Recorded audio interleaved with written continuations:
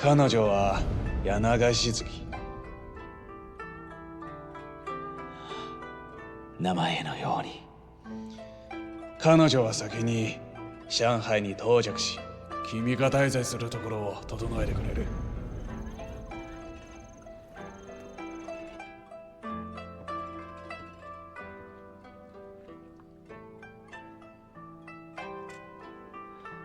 すみません。西村さん、やっとおいでになりました。どうぞ。料理の準備ができております。ここに参りましたのはほんの思いつきで、谷中さんはなぜそれを？どうぞ。はい。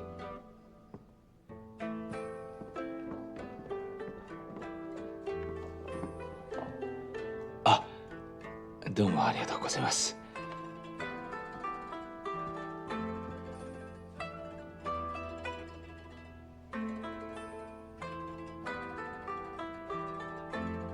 どうぞ。自分で参りましょ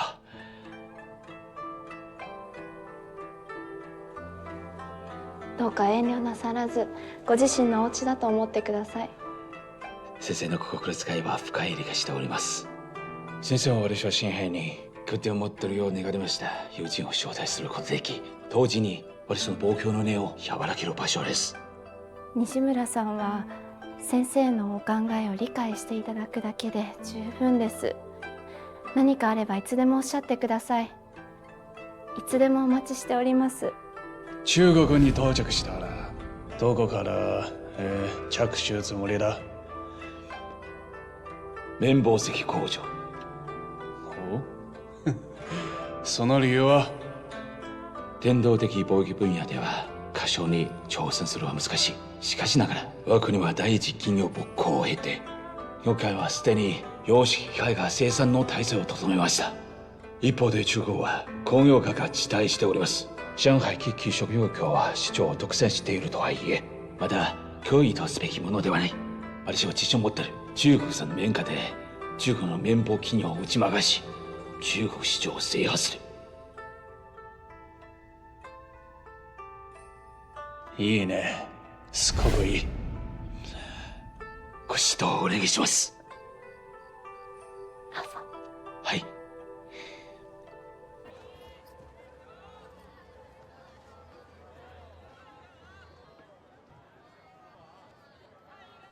赵员工，您请。我们郭先生啊，在办公室等您呢。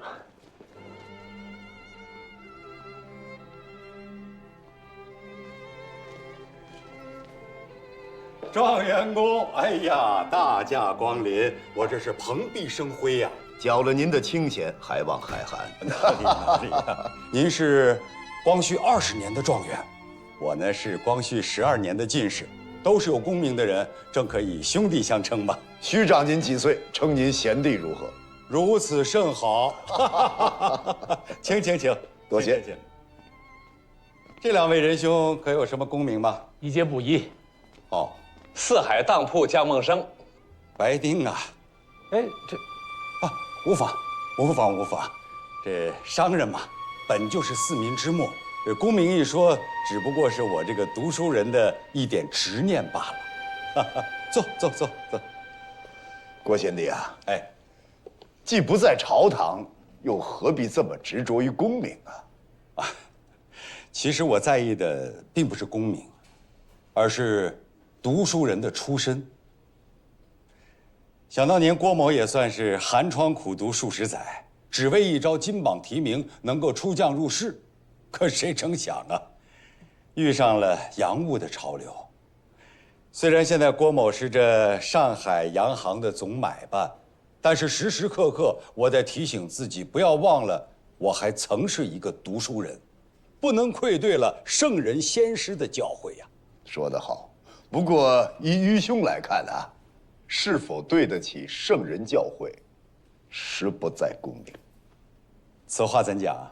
你想啊，读书之人嘛，为的是富民强国。只要能富民强国，不要拘泥于操业形式，更谈不上是否对得起至圣先师。赵员工还是您通达呀，难怪这盛大人会对您赞赏有加。但是，做生意嘛，不能光靠嘴皮子说，咱们还是聊聊实际的。你们这个沙场，打算筹募多少股本金？共筹募60万两，其中1/3在通州解决，其他的在沪招募。哦，那这红利该怎么算呢？沙场以每100两银子为1股，一旦开车，每股可获利22两。以2万锭规模的计算，这个红利已经相当丰厚了。哎呀，你们要是这么说的话，那岂不是得有大把的人捧着银子求着你们入股啊？贤弟有什么话不妨直言啊。这样吧，我有2个问题请教各位，如果你们要是能答上来，我立刻入股。请讲。通州的鸡脚棉和土布的质量实属上乘，但是为什么上海的市面上却很少能看得见呢？那自然是洋人的鸡织布便宜啊，所以通棉和土布就没有了市场嘛。那为何土布的价格要高于西洋的鸡织布呢？家庭作坊成本高，没错，成本高了可以降，但是梨捐却不能降啊。种花要收捐，织布还要收捐，捐上加捐呐。但是西洋的鸡织布不用这样，他们只要一次性的交够关税就 OK 了。所以单这一项，这成本可就是天壤之别呀。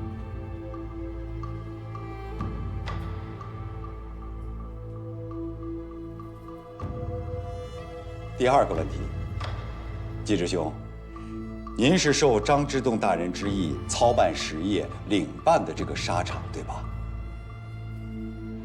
那么这个沙场以后的大小事务以及任免经营之类的，是不是都要向两江总督府报备啊？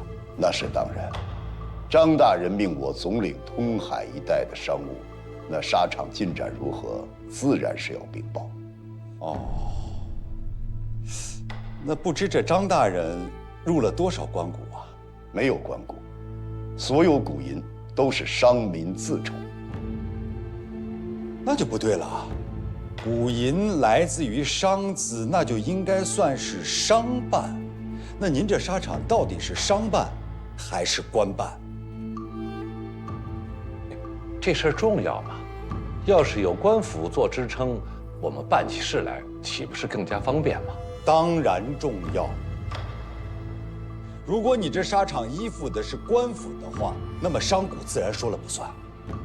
但是任由那些不谙商道的朝廷大员胡乱指挥，甚至于中饱私囊，那季直兄您这个沙场就算是办起来了，也会很快的垮掉。我孤陋寡闻啊。据我所知，本朝尚没有放任商民自办工厂。盛宣怀大人掌管的招商局、织布厂算是官办吧？但是我们也没有听说他们垮掉啊。盛大人在官商两道浸淫多年，你拿什么跟他比呀？好了，贤弟方才所言是2个关窍，一为离捐，2为商办，是吧？对，好，张简领教了。商本逐利，不徇私情，还望状元公不要怪罪我话说得太直。贤弟哪里话来？方才所言切中要害，是我们花钱都买不到的经验，还望下次不吝赐教。好说好说。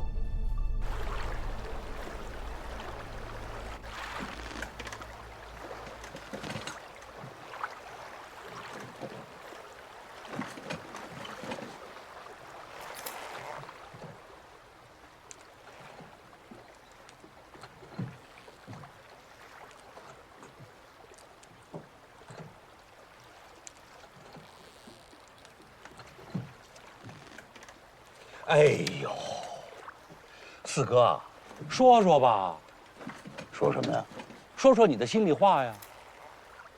你让我说什么心里话？咱们溜溜的在上海可走了一大圈了啊。这个郭华茂的话，咱不可不听啊，但也不必全听。谁知道他是不是故意的糊弄咱们呢？他要是真的占着茅坑不拉屎，不给咱们使出银子，咱怎么办呢？孟生，你要让我说心里话，话可就不好听。大哥，我觉着今天郭华茂这番话，等于给咱们提了个醒。商贾官贾这个问题，之前咱们真得想清楚，否则后患无穷。是咱们把问题想简单了。哎呦，这官股商股不都是股吗？有了股，咱们就有银子；有了银子，咱们就能开厂；开了厂，咱就能开车；开了车就能出沙；出了沙，咱就可以赚大把的银子呀。孟生说的也不是全没有道理。官股进来，也有官股进来的好处。他们在官场上有面子，办场上有点经验，也许很快就能弄出一个很好的局面来。不是这么说，大哥。你看啊，镇江的丁立银，苏州的陆润祥，这都是官股官办，举步维艰。孟生，你还想赚银子？我问你啊，官股一进，是不是就有官员？官员一来，他就要管理，管理他就得说话，明明不懂还要胡说，颐指气使，吆五喝六。他是做官，他不是办实业。你再加上官场那一套，吃拿卡要，行贿受贿，裙带关系排除异己，你还想赚银子，他就等着生气吧他。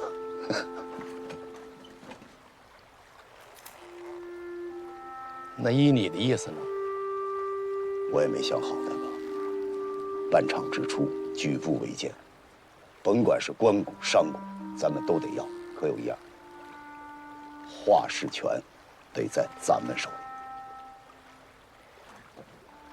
道理是这么个道理，可不容易啊。大哥，事在人为嘛。走一步说一步吧。好赖呀，在咱们地头上呢。他们谁要是不顺着咱们的意思，咱们就给他来硬的。我还就那个小泉，你讨好了没有啊？你这来下锅。哎呦我，哎呦，你给我个抹布啊！你真是，哎呦。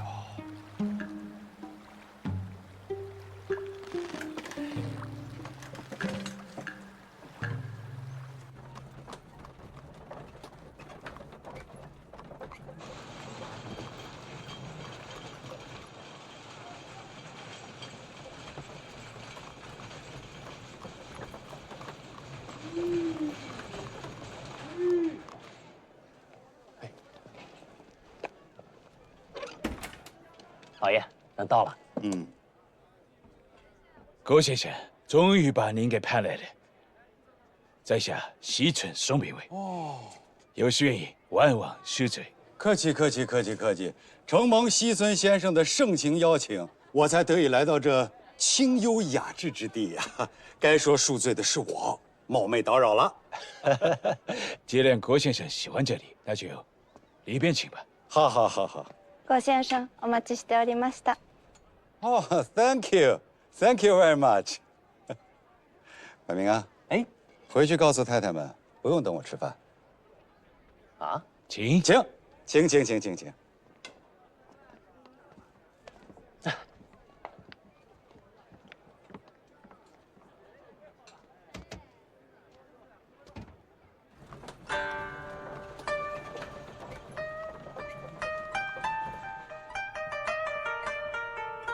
失礼します。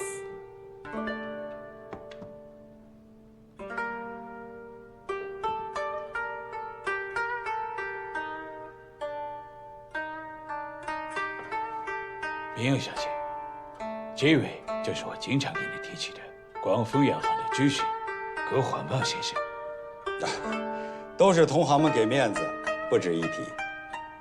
难得郭先生今天光临，一定要尽兴。酒先不着急喝。我有一个问题想向西村先生讨教。郭先生客气了，请讲。我听说西村先生去见了盛宣怀大人，而且态度颇为强硬。但是今天不知为何对郭某人却如此之客气啊！郭先生背靠广丰洋行，左右逢源，手眼通天，我自然是对郭先生恭敬有加。你找我到底想干什么？帮我入股江简的沙场。怎么，这件事不容易做吧？不是不容易，是很为难。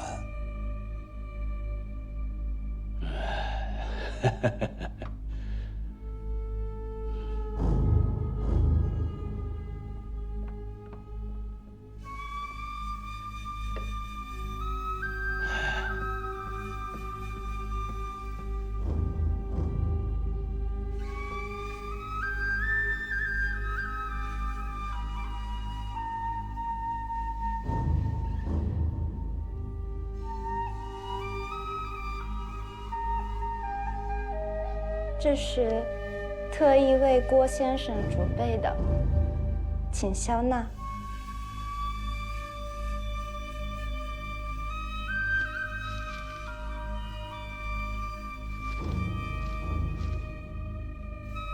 你这什么意思啊？这是这几年郭先生在广丰洋行的生意中收受回扣款项的记录。我想，郭先生一定不会拒绝吧？是这样吧？你在威胁我？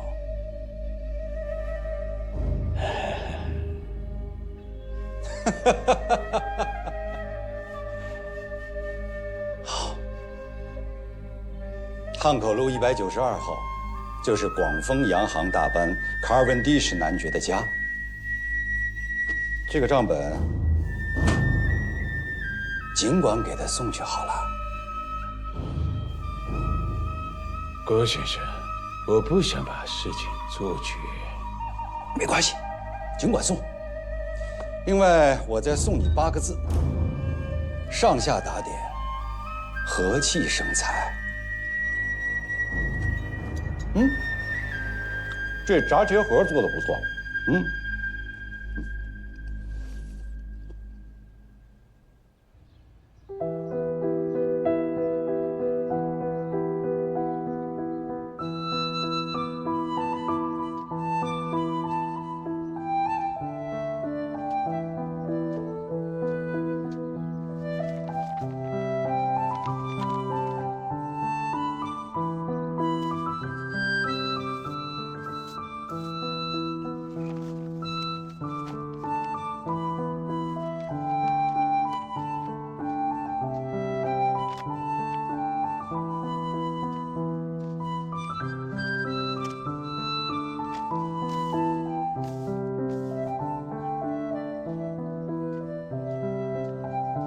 小泉，接好接好啊！好嘞。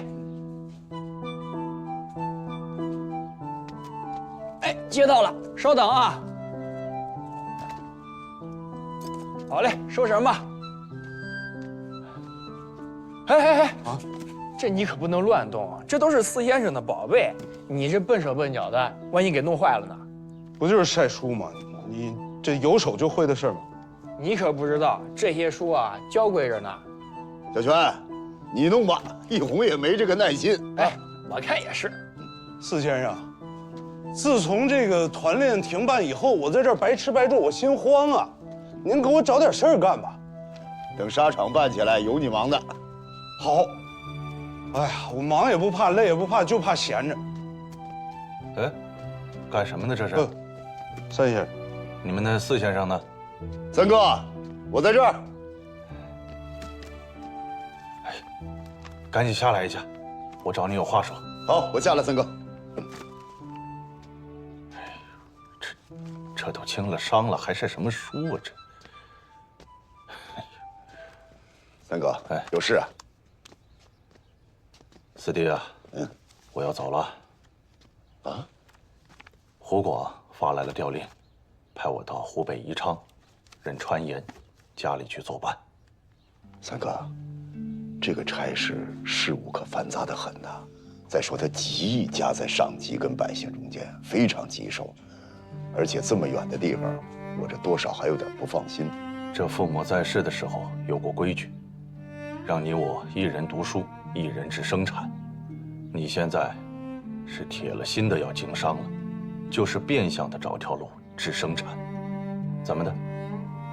你想把为兄和你绑在一条路上？也好，三哥，为官一任，造福一方。我知道您一直有这个心。您什么时候走啊？我这几天就走了。那个沈大哥到江宁去贩布，我就搭他的船走。您说走就走啊？哎呀，这也不是今天就走。要不今天晚上陪为兄小酌一杯，就算是为为兄送行了。好，三哥。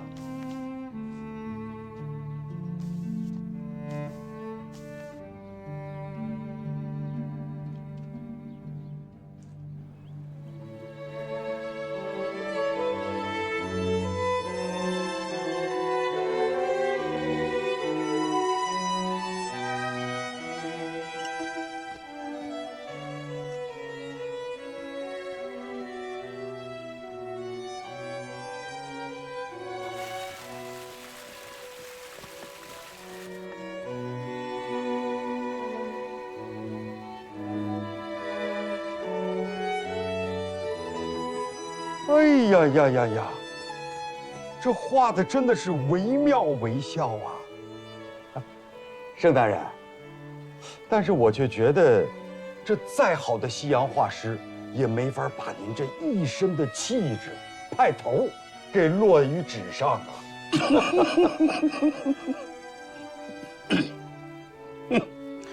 黄毛啊，你就会拍马屁啊！张俭去你那儿了？啊，去了。状元宫办沙场嘛，又是盛大人您亲自推荐，我肯定得尽好地主之谊嘛。你觉得张俭这个人是做生意的料吗？好了，张俭呀，初入商道，经验肯定是谈不上。我给他指出了办厂的2个难处，一是离捐繁重，难以裁并；二是这个沙场啊，最好是商办，若是官办，处处掣肘啊。本以为他能知难而退，但是没想到他却听进去了。哦，您想啊，盛大人，这张俭是带着状元宫的名头，又有两江总督署的诏符和皇上的朱笔御批，应该是盛气凌人呐。对我提出的刁难问题，该是大为光火。但是这状元宫却是虚心接受，而且还连连道谢，并指出这商办的问题的确是重中之重啊。不过这个张俭啊，做事常常是出人意料，此人不可小视。依大人所言，您是打算入股沙场，助他一臂之力喽？黄茂啊，这个张俭呐，大人，好了，今天我累了，改日再画吧。黄茂啊，既然你已经给他出了考题，那就看看他如何作答吧。是，静观其变，再做定夺。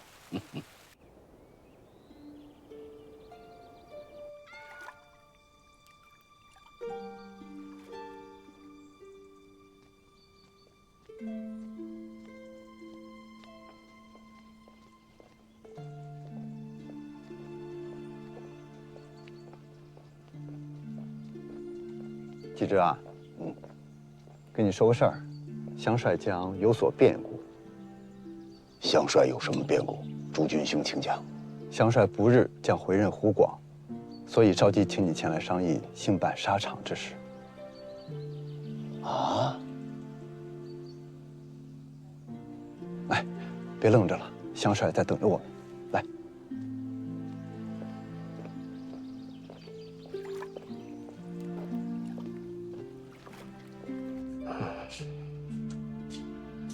来了，季直拜见香帅。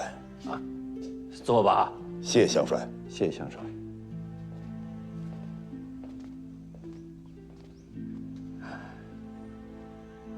季直啊，我离任的事，诸君都跟你说了吧？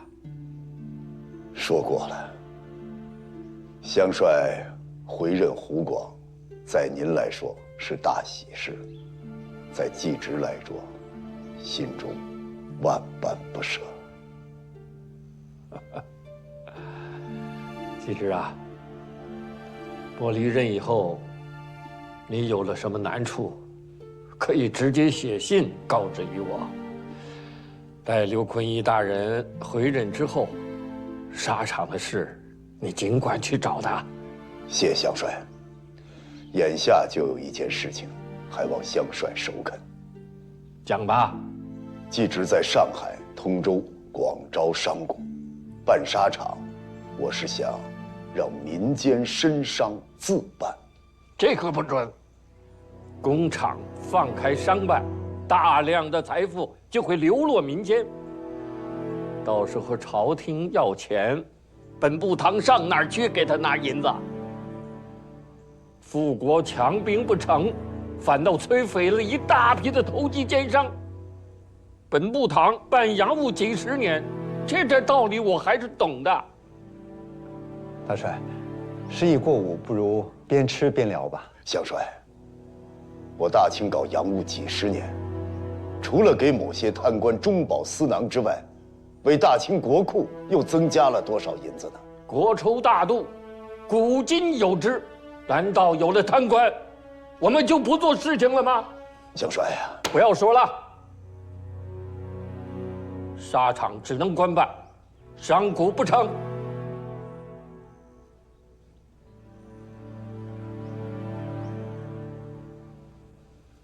那只好请香帅另请高能了。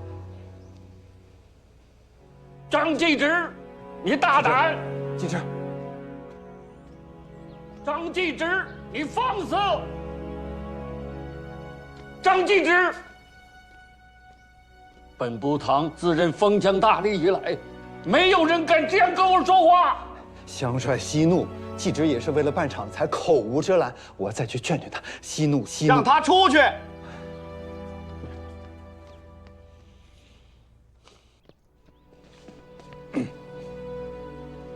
哎，季直，季直，你别着急走啊。季直，再和大帅商议商议。还有什么可商议？哎呀，大帅虽然为官清廉，在湖广也做了不少的实事，可一个官办汉阳铁厂，弄了4、5年，花了几百万两银子，白白竖了2个大炉子在那里，却一块好钢也没炼出来呀。现在正求着盛宣怀帮他接这个烂摊子。还有这等事？盛宣怀是李鸿章的亲信，也是大帅的得力手下。大帅在湖广做了不少的事业，盛宣怀都曾参与。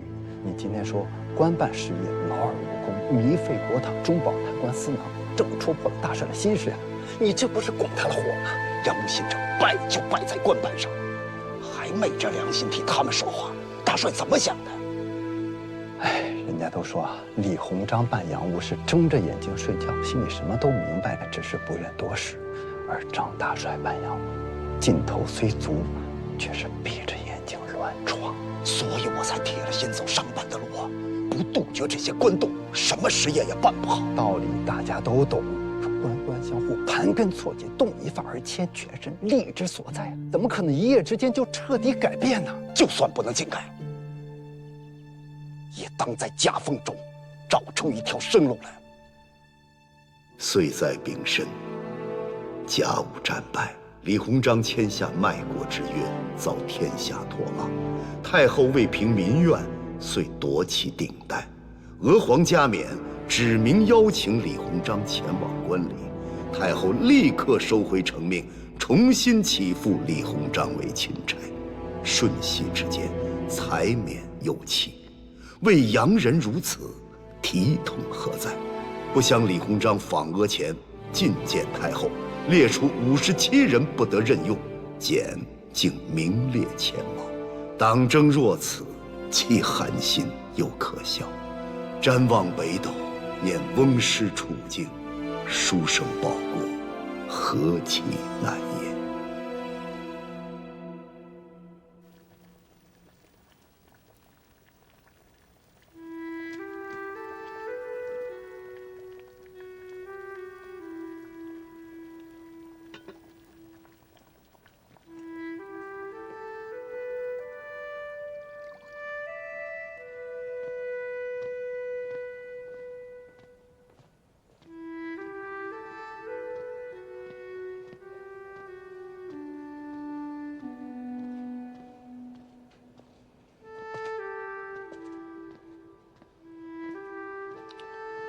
陈舍先把这药喝了，压压咳嗽，好好睡一觉，啊。嗯。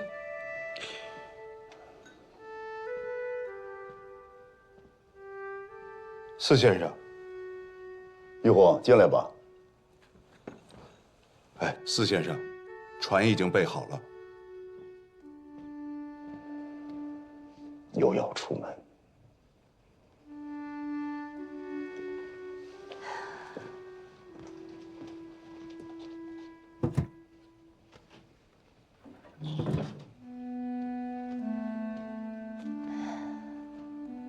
这个带上，导演姑娘给你的。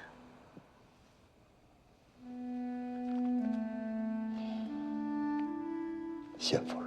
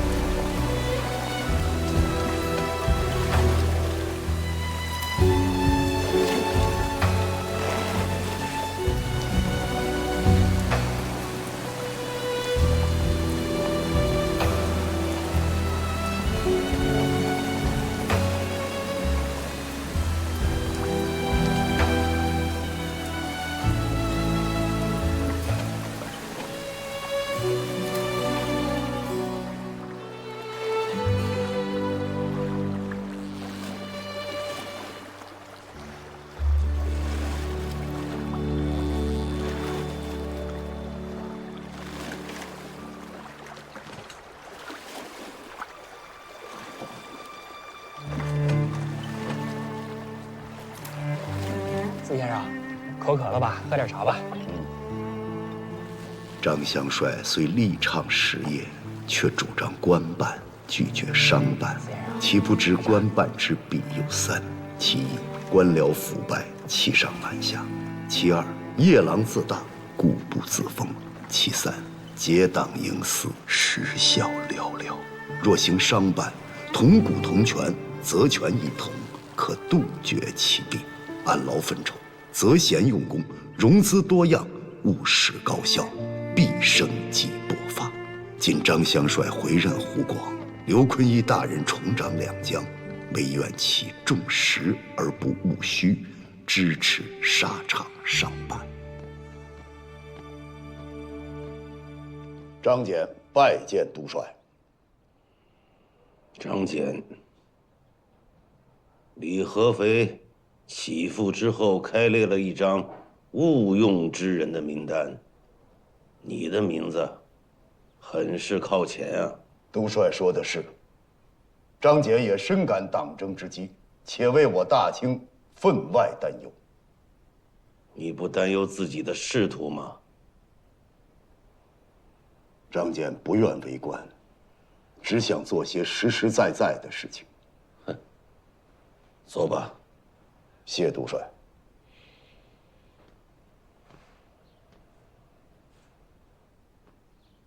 我听说陆状元在苏州办事业很是热闹，你在通州如何？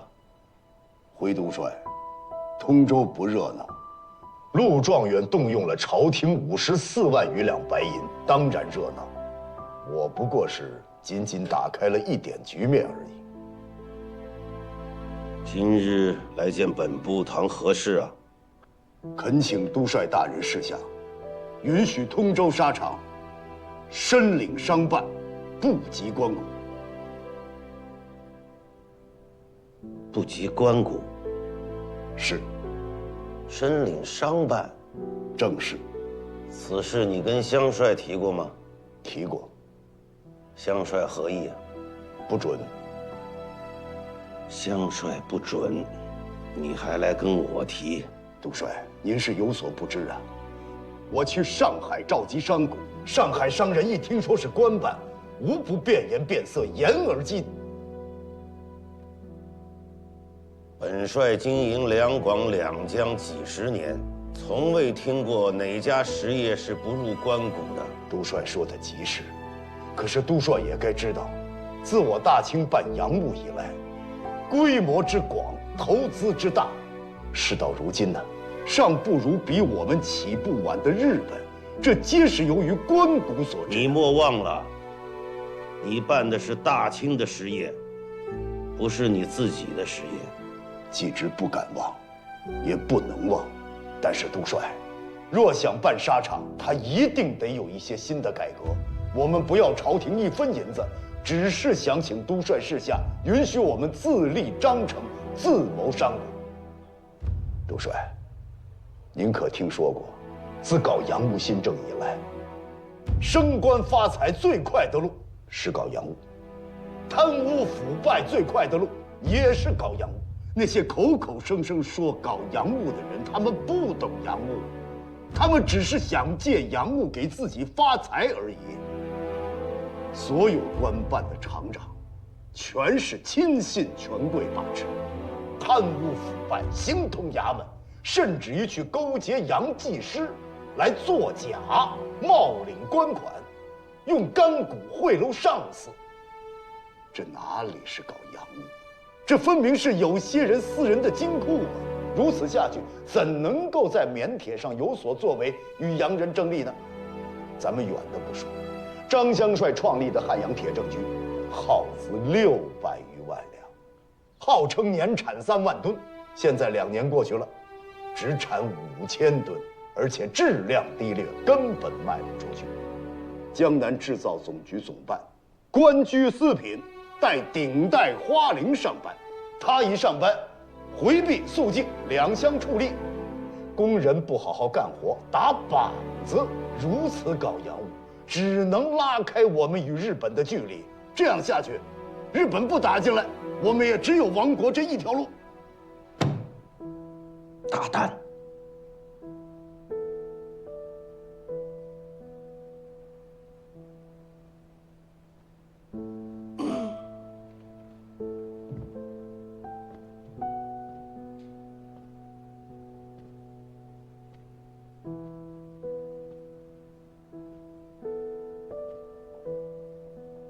甲午停战之后，朝廷派我重掌两江。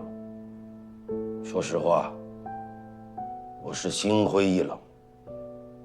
1个多月上了3道折子，想要开缺回湖南老家种地，但均被驳回。你知道本部堂当年是反对洋务的吗？张俭知道。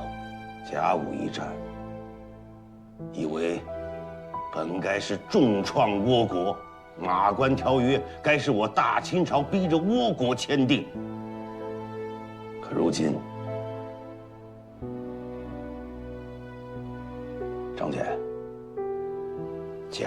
战，说实话，让本帅是幡然醒悟，办洋务没有错。主帅，甲午之败实乃国殇啊！但是搞洋务，再走官办的路子，只有死路一条啊！